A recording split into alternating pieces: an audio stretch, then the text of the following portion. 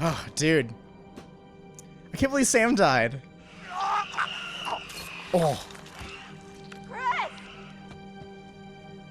No! Oh, they're just replaying our deaths. Yeah. No. Oh, Sam almost Ashley. made it. Oh, yeah, 8 minutes. God damn.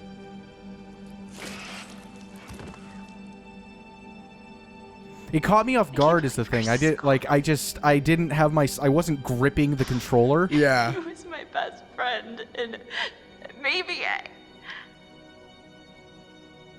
we never had a chance. He held it right up to my face. Right here, right in front of my nose, and he could have shot me. He almost shot me, the prick. I mean, you go out with a guy for however long, and you think you know him, but man, this one really takes the cake. I was right there, and I could have done something. I tried to do something. It wasn't good enough. How did you end up in the mines? I was carried and taken, and What did you see? I don't know. I don't know. He was out of his fucking mind. He wanted to hurt us. Okay? And I thought he was the one who attacked Jess. I heard Jessica. I don't know how or why she was down there, but I know I heard her. You bringing in Meat Brain next? Gonna kick him around a bit for me? I'm sorry? Meat Brain, Mr. Muscle Brawn, Matt the Incredible Sulk. Is there something we need to know?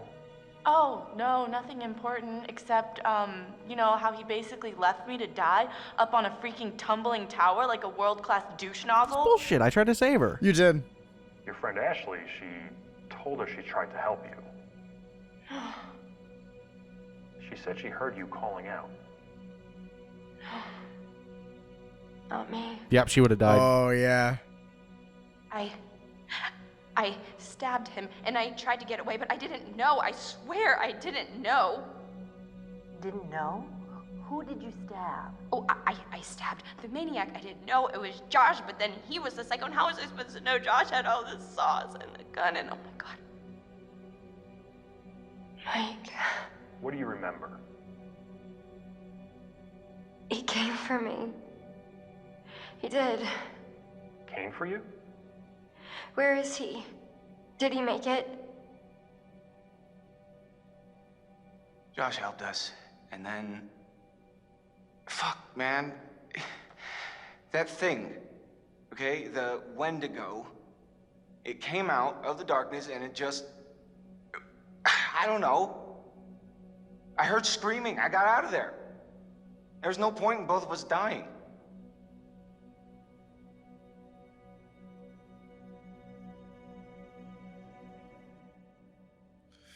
Whew. All right, well, that was Until Dawn. Fuck. Yeah, wow. I wonder if we get an ending with Josh.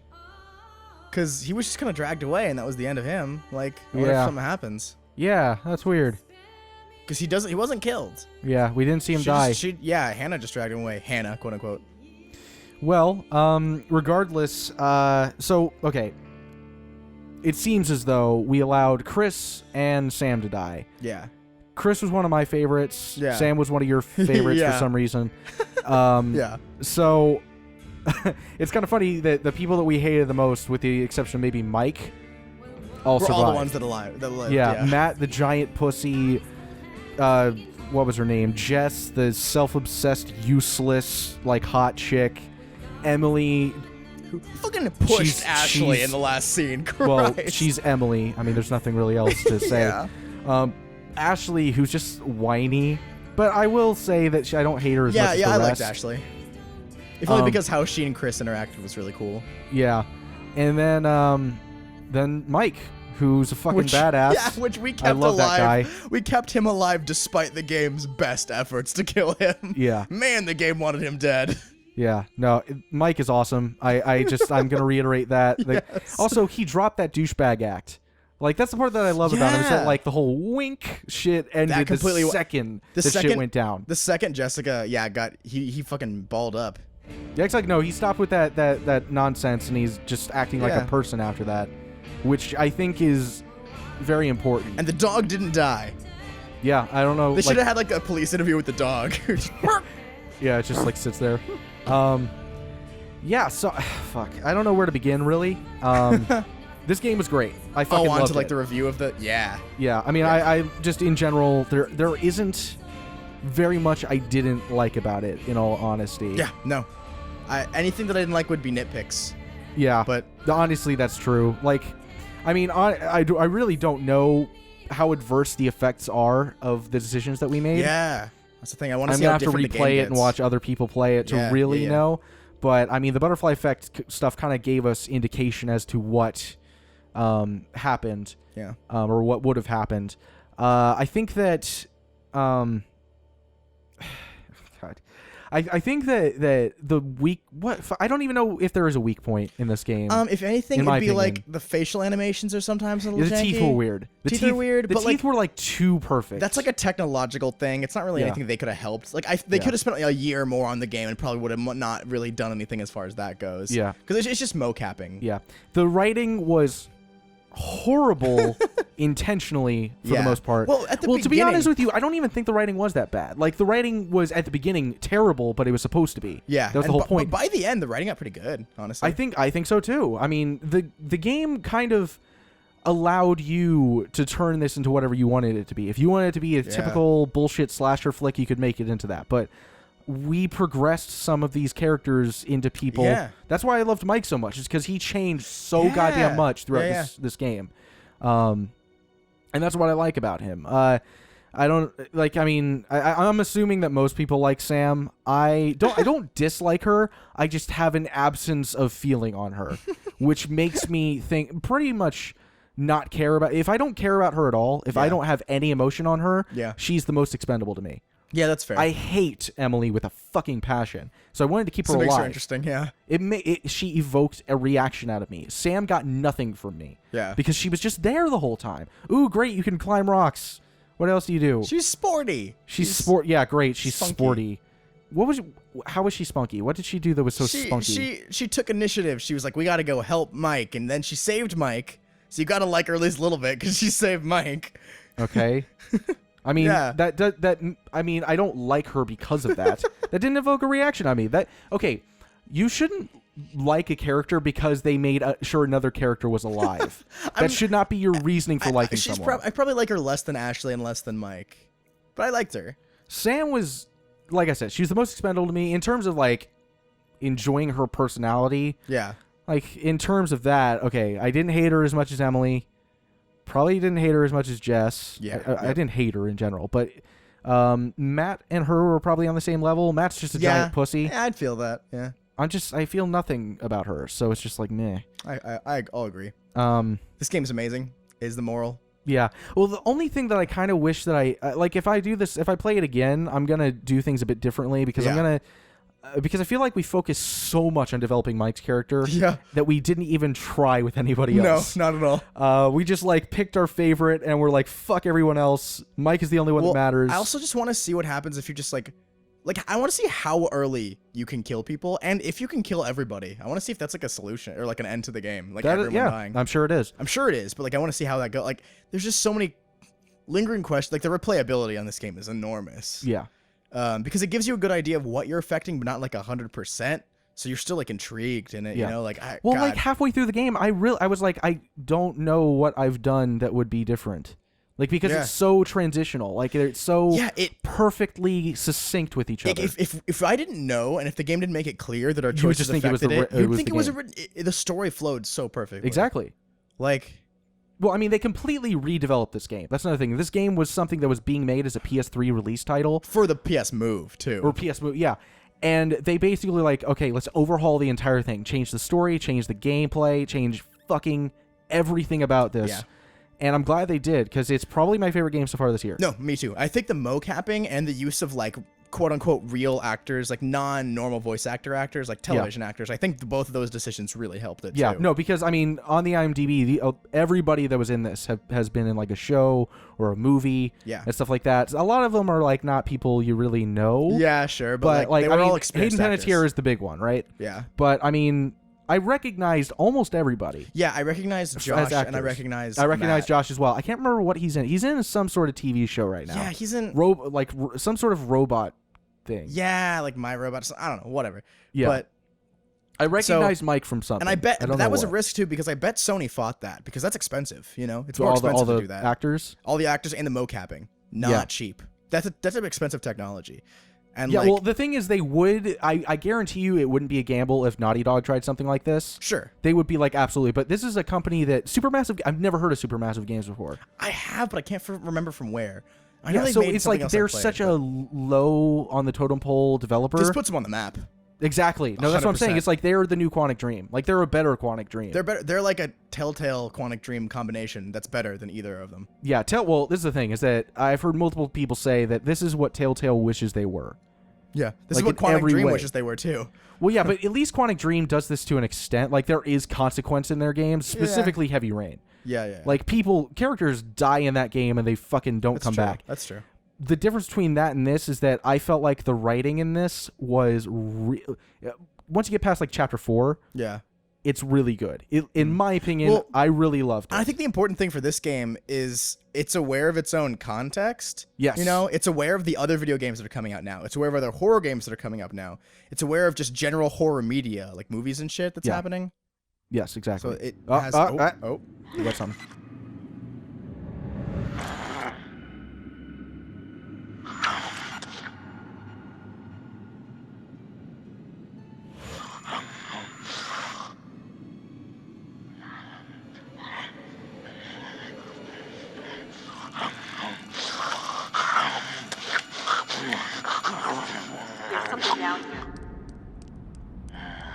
Visual on a survivor.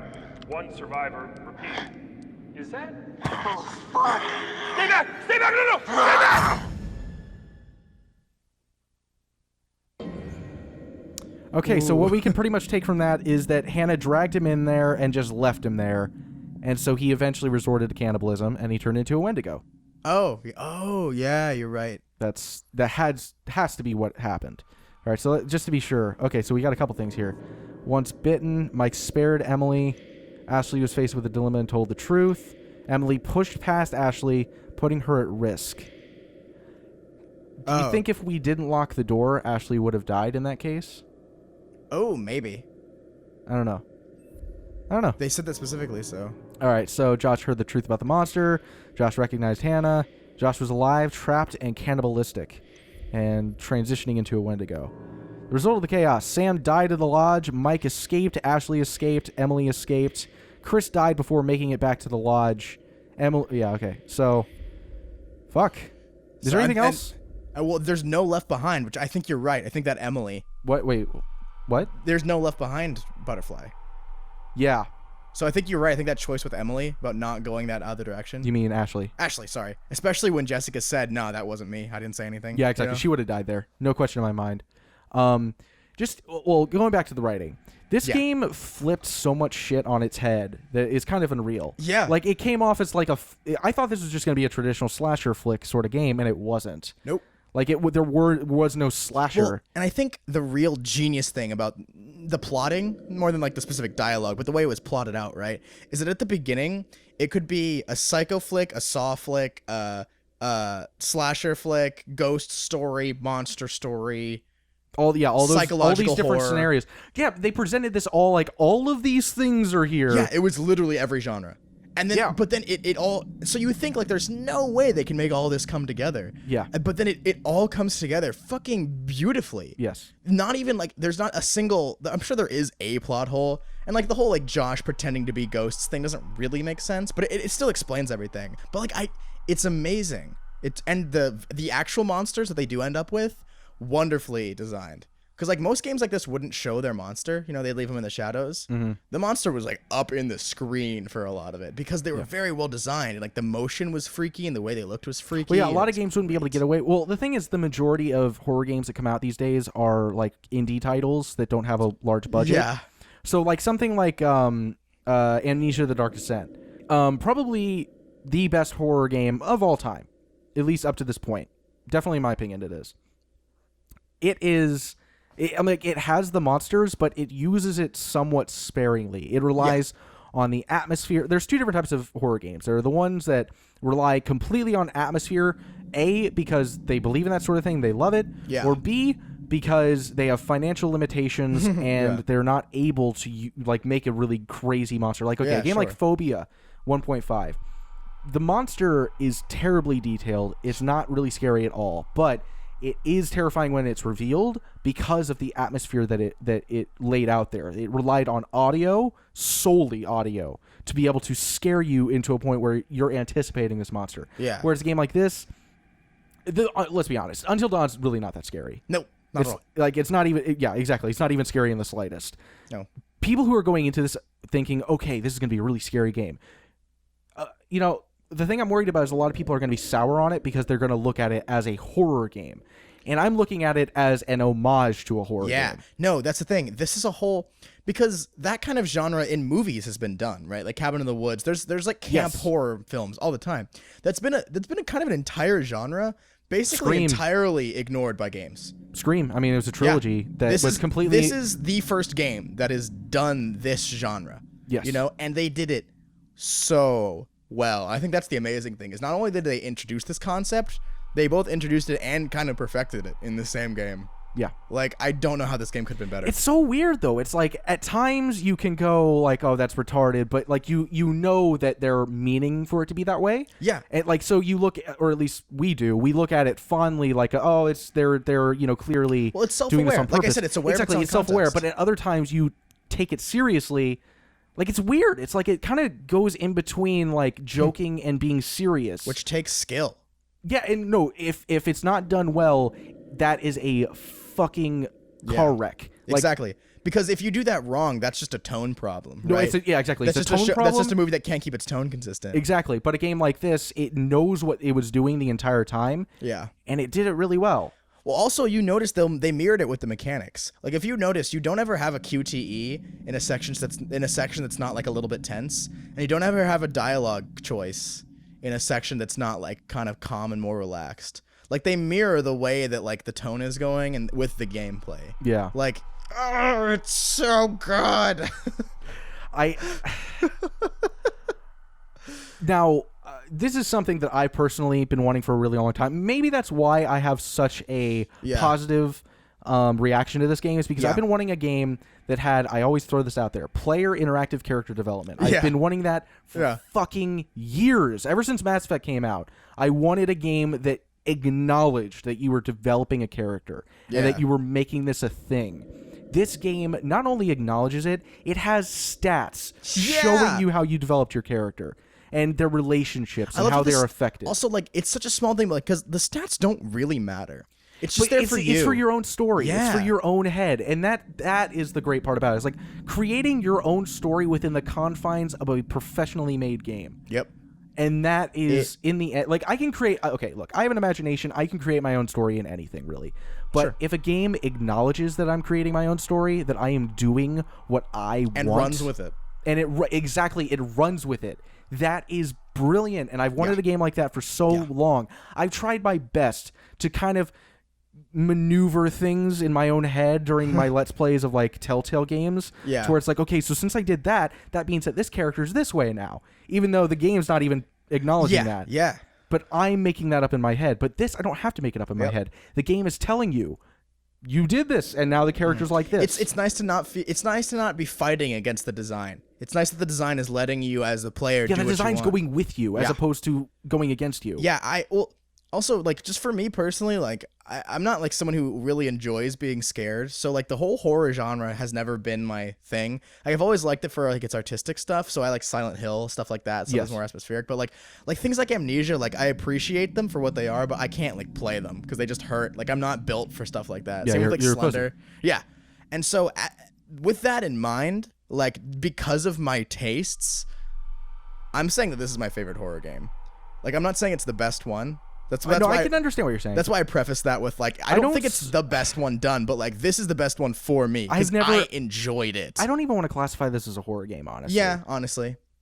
I don't know what to classify this game as. It's exactly like Cabin in the Woods. What the fuck is it? Yeah. You don't know what it is, but you know it's awesome. Yeah. Like that's the best way to describe it. That's things that are good, that like defy genre and defy being pinned down, but you just know in your soul that they're quality. Yeah, exactly. It doesn't have a definition. It just is, and that makes you love it. I guess. So basically, we thought it was shit. Yes, it was a terrible game. Fucking horrible game. Probably the worst. It was basically AIDS in the PS4. Like that's really what it was. Stuck it in the slot. Press play. Yeah. Oh. But yeah, I mean, like I know a lot of people are gonna disagree with me when I said Until Dawn is my game of the year so far, but it is. Like I know absolutely. A lot of people are like Witcher 3 and like no, sorry. I agree. I like with you. Witcher 3, but it did not immerse me the way this game. To be fair, haven't beat The Witcher 3, but then again, I would have to dedicate an entire month to that shit. So yeah, no, this is one of the few games for maybe years that I have been like, I want to sit down and play more of this game. Yeah. Like, there were days... I've had a backlog of like 4 hours, and I'm just thinking to myself, God damn it, I can't record today because I don't have enough hard drive space. No, yeah, like, I don't know if this is too behind the scenes, but like, yeah, when you came to me and you're like, yeah, we're not recording today, I was just like, damn it. Like, I really, really wanted to. Yeah, no, I didn't like doing that, but it was just like, I had to edit. Well, I'm not, whatever. I'm getting too into it. But no, it's like... I forgot what I was gonna say. Fuck. It's good. It is good. So that's a good way of saying it. Mm-hmm. It's good. It's good. Well, okay. This is what I was gonna say. Yeah. Since I started my Let's Play channel, I started my Let's Play channel in late 2013. It's actually been about 2 years since I started the Let's Play channel, and it's been about a year and a half since I got serious about it. Yeah. But to give you guys an idea of when I started, the first series I did on my own was Gone Home. So it was around exactly this time last year, now I think about it. Yeah, almost exactly. It was back August of 2013.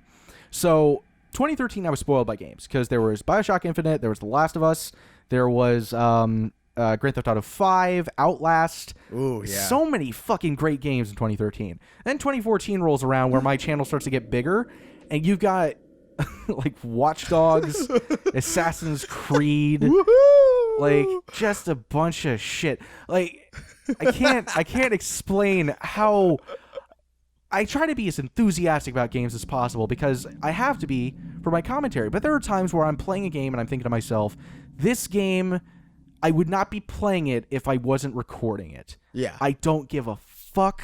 I don't care. So many games. Like I enjoyed Thief. Would not have played that game if I didn't record it. Yeah. I thought it was okay, but wouldn't have. Dragon Age Inquisition. I would have stopped that shit 3 hours in if I had the option, but I had to go to part 52. Yeah, I made the best of it. Which I think is 100% understandable. Well, this is the thing, is that now we're just getting into talk about commentary, but fuck it. You know what? Let's just make this Until Dawn the podcast. But I'm gonna put the controller down. Okay. I can't. Yeah, you can't do that. You can't do that. My headphones are connected to it. Shit. Well, what was I saying? You're talking about like okay. Well, games. a lot of games, like no matter what, I enjoy recording almost everything just because I like doing commentary. Yeah.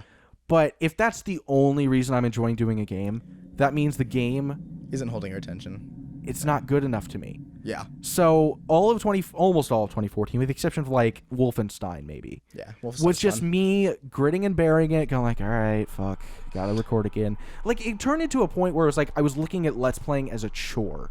Yeah. Which I shouldn't do because like this is video game. This game. Yeah. I know this is dramatic, but this game reminded me why I loved doing Let's Plays. Yeah, no, I totally understand that. Because I didn't, like, if you're thinking about what you need to say next, The game is either the game isn't doing its job or you're not doing your job. Yeah. You need to figure out something to say next, or the game needs to give you the information or something to go off of. Yeah. Yeah. If you forget that you're talking into a microphone while you're playing a game, the game is doing its job. Yes.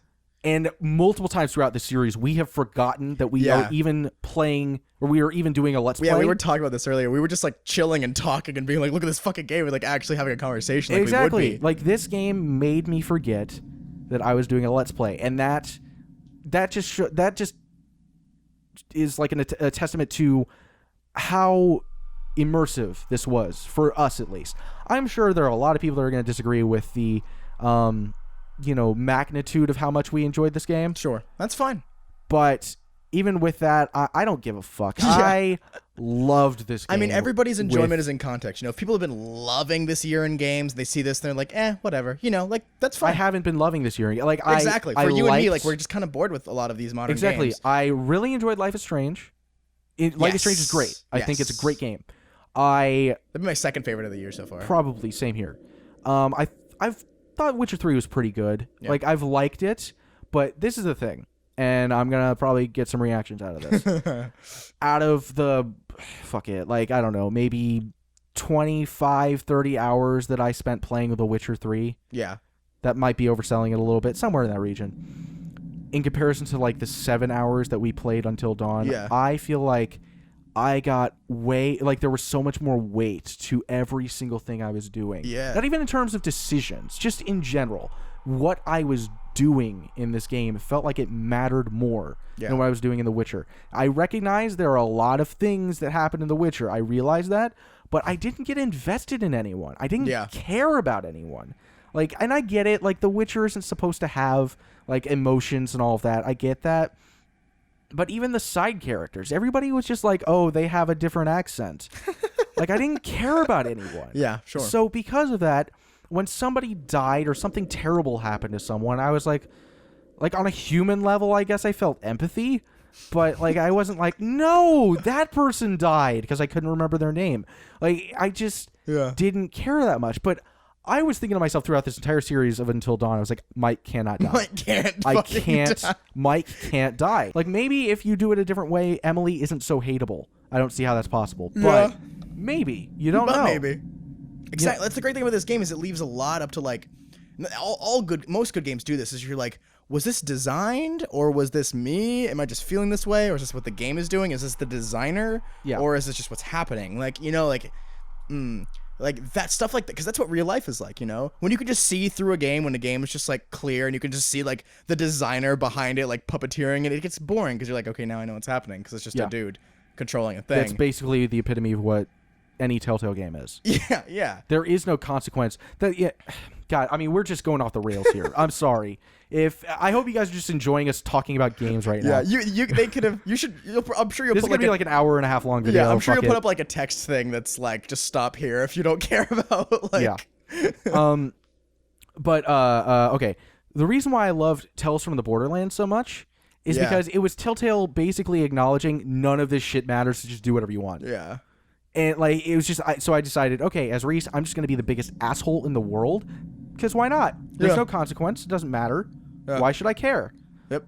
And that, I just unplugged my headphones. Yeah, that's why those games have gone down in popularity a little bit. That's why what? Telltale games? Yeah.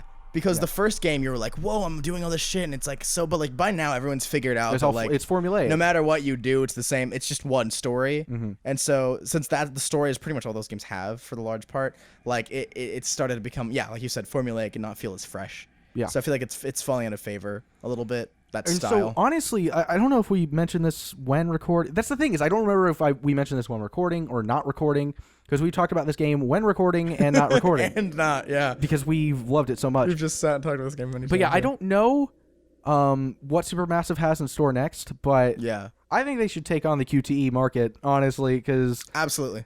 Because, I mean, if they want to do other games, cool. I mean, I trust them, so I'll try anything they do. Things like Resident Evil... Games like that have like ruined QTEs because they don't know how to use them, and so a lot of people have like a negative feeling towards QTEs. But done right, like in this game, it's good, right? Because like QTEs in something like Resident Evil are like a complete anticlimax, you know, Yeah. because you've been like running, gunning, shooting all this shit, and then suddenly you're in a boss fight, you're just like, press square, press triangle. Wait, a lot of developers use it as like, I don't know what else to do here. So Yeah. fuck it, I'm gonna do Okay, perfect example is Shadow of Mordor. The final boss fight of the game, this big build up to the final boss fight, you press like 3 buttons. Yeah. And it's like, that is such a letdown. It's an anticlimax, Because yeah. it's like they didn't know what to do. They didn't know Yeah. what to do because But they had such a massive build-up. Fucking Dying Light is another example Yeah, of that. it's done all the time, AAA games. So many So that's AAA why. games do it out of laziness. So people think QTEs are bad, but like then you have a game like this where they intentionally save the QTEs, except in tutorials at the beginning. They have some like normal QTEs, but after that they save the QTEs for the high points. And so the QTEs are kind of like the like maximum level of input that you get in the game. So they're not an anticlimax anymore because of the context of the rest of the game. The rest of the game's so chill and you're not really doing anything besides walking and talking. Yes. So when the QTEs do pop up, it's the first time you're doing anything. Yeah. And so it does involve you. It's not an anticlimax because the rest of the game is lower in energy. Yeah. And so they do it perfectly. Like they time it excellently. Not making it too hard, not too often. Like they bring it up enough, but not too much. It's Well, I think a lot of people get trapped in the semantics of things. They Yes. hear like, or they even think that, oh, well, this game has no mechanics. This game isn't what I define as a game. Therefore, it is not a game. yeah. And so they're like, oh, it's not a game? Well, it must be shit. It's Yeah. like, first of all, what is the definition of a game? Yeah, I made an episode about that on GameWorks, and I really wish I hadn't because I think it's dumb. Like I look back on it, like Feck has asked me to like take it down, and I've said no, but like Or the limbo thing? no, that's our game's art. No, the Flappy Bird one. Like Oh. what makes a game? Because like one, it's kind of a pointless question. It's just a question of semantics and definition, which you can argue in circles forever. Mm-hmm. And two, it's often a question that's used more as a like, I'm gonna arbitrarily put things I don't like into a category to prove my own opinion. You know? Exactly. No, it's like, They're setting up their own target to take down, and that target is it's not a game. When really that sentence doesn't mean anything. yeah. Like you're trying to Yeah, okay, yeah, fair enough. you're trying to get at other arguments behind that, but instead you're just setting up a very easy target for yourself. Maybe it's a moving the goalpost. Whatever. It's some sort of fallacy where you're just it's stupid. It's basically the best way. It's like the most simplistic way of putting it. Yeah. Basically, you're creating a definition for something to support your own argument for disliking it. yeah. You're And- creating a definition that is inherently negative to say those things are negative. Like that's not how things work. Yeah. Well, And- but regardless, I don't even think necessarily saying this isn't a game is a bad thing. Like, yeah, no. I don't would care. argue that this game might not, through my own definition, I would say Until Dawn probably isn't a game. Sure. I would say it's like, I look at games like Heavy Rain, I look at games like Until Dawn or Indigo Prophecy, and I think to myself, these are interactive movies. Yep. And that's okay. Like, that's not a Yeah. bad thing. Yeah, I think you kind of have to approach experiences like this on their own terms. Yes. You know? You can't just have the same expectations of everything Yeah. you do. Like if you go into this being like, well, and it's weird because people accept that of other things. Like if you go into Call of Duty being like, I want an RPG, and then you're and complaining. then you bitch about it, everybody's going to be like, get the fuck yeah, off if the you're call. like, Call of Duty didn't have enough RPG elements for me, you'd be like, what the fuck are you talking? Well, it wasn't an RPG, so I don't know why you were like no one's gonna take you seriously. Exactly. Somebody's like, Until Dawn and Heavy Rain don't have enough game mechanics. They're not diverse enough. It's like, yes, it's an interactive movie. The point And- isn't to have like all these branching mechanics. Though I do want to make like a clarification of like, it's all right if you don't like that. Sure. But that's different than saying it is bad because of that, right? Like you Right, can definitely say right. like I don't like experiences like that because they aren't interactive enough for me, and it's like fine, sure. They're like I don't like that because it doesn't have enough. But that doesn't mechanics make it for me. inherently bad. Yes. That's the problem. I feel like people, so like, many people confuse approach that. it with this like objective, this is bad because of this. Yes. But that's not how it works. That's really not how things work. It's not how It's not how work. opinions work. No. You can't just be like, no, I'm right. Yeah. Like, no, you think this. And I That's think, where I think it ends. the objectiveness you know? comes from like not whether or not you liked it, but whether or not it did well on its own terms. You know, like is Call of Duty a good shooter? That's kind of what reviews are based upon. Yeah. It's like, it's not, is this the best game ever? It's like people are like, you gave this a 10, but you gave this a 9.3. The fuck IGN. Yeah. But that's not how it works. It's not like somebody is saying that Metal Gear Solid 5 is better than, I don't know, Until Dawn. Like, it's Yeah. not, that's not what you it can't is. really compare the two experiences. Yeah. Exactly. They're vastly different games. So it's more so okay, so say you give, just looking at IGN, they gave Until Dawn a 7.5, they gave Metal Gear Solid 5 a 10. Yeah. you can't be like Metal Gear Solid 5 is better than Until Dawn, because they're like, the whole point of a review is to approach it on its own level. I think that this game did this as well as it possibly could. Like, this couldn't have been done any better within the context of the game. That's what a review is about. It's not about, I think this game is the best game of all time. You know? No, judged against, like, every other experience that exists, this game is shit, you know? But judged against every other aesthetic thing in the world, like, there's plenty of things better than Until Dawn. But as a game, and as the game it was trying to be, it's near perfect. Exactly. No, I think that's a great way of putting it. It's like, considering this is trying to be an interactive movie, the writing, I think, was superb. It was self-aware.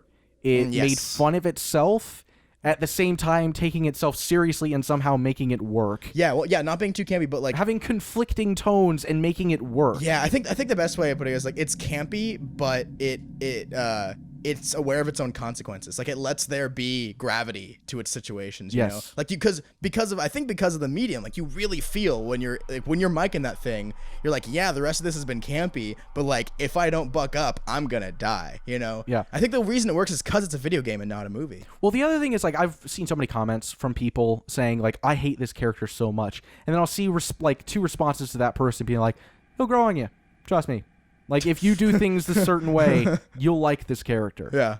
Like, and that's, I think, a big part of it is, like, depending on how you approach it, you might hate a character or you might love them. It really kind of depends. And that's what makes this so interesting, is that your favorite early on, depending on how you do things, might be your least favorite at the end. Yeah. I didn't like Mike at first. No, I thought he was a douche.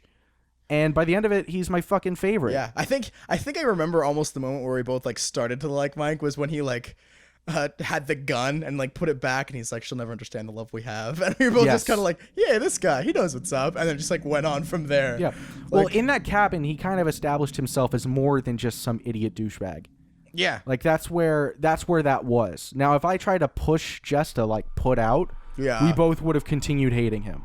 Yeah, true. And we would have enjoyed when he cut his fingers off, because it's like, good, the douche deserved it. But instead, we were like, this guy's a badass. Which the other thing is, if we had gone that route, that's its own enjoyable experience as well.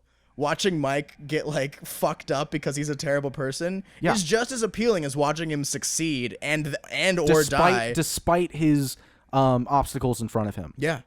So like, that's the thing. It was like, you have 2 different possibilities for how you want to approach it. And so I think that's where the design of the game comes in. It's so meticulously crafted so that no matter which way you tip the scales, it all kind of comes back to make sense and to feel complete in the end. Like, because it's so easy, especially in something like this, for things to feel disjointed. You know, for like characters to be kind of doing one thing and then suddenly, because of the decision the player made. I don't know how the fuck they made it work. I don't either, but they really did. Because it's so all over the place, yet still somehow succinct and put together. So to have all of those work, we don't know that every single one of them works, but the fact that we picked some pretty esoteric things that all came together in the end and all flowed. I think that's the most important thing. It's not hard to make a system that comes together in the end, but it's hard to make it feel natural. Yes. I think it's the big thing. Like, the whole, I said this multiple times, and you agreed, but like, this could have been a movie. Like, this could have been something that we weren't involved in and could have just sat and watched, you know?